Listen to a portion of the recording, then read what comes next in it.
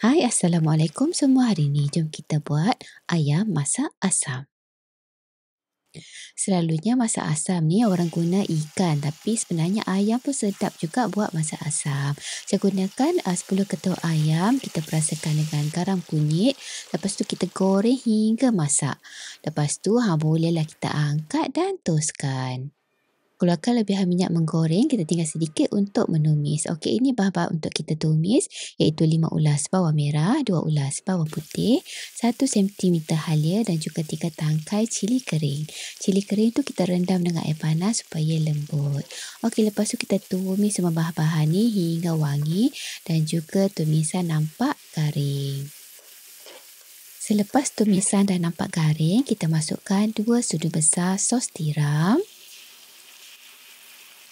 Masukkan juga garam. Gula kena masuk tau untuk seimbang ke dia punya rasa. Lepas tu saya masukkan juga sedikit perasa. Okey, untuk asam jawa kita letak hujung-hujung sudu kecil tu saja dan masukkan air. Air ni lebih kurang 1 cawan macam tu. Kalau suka lebih berkuah, letak lebih air.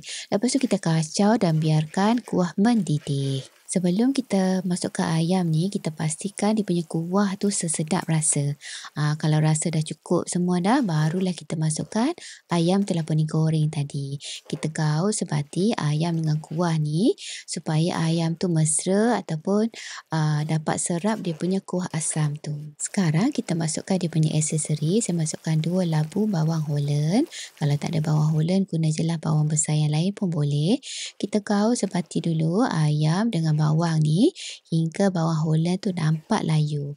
Okey, lepas tu kita masukkan cili merah dan juga cili padi untuk hiasan. Cili padi tu saya potong dekat bahagian hujung tu untuk bagi rasa pedas-pedas manja. Okey, dah siap dah kita punya ayam masak asam cili kering. Bahan dia simple dan rasa dia memang sangat sedap.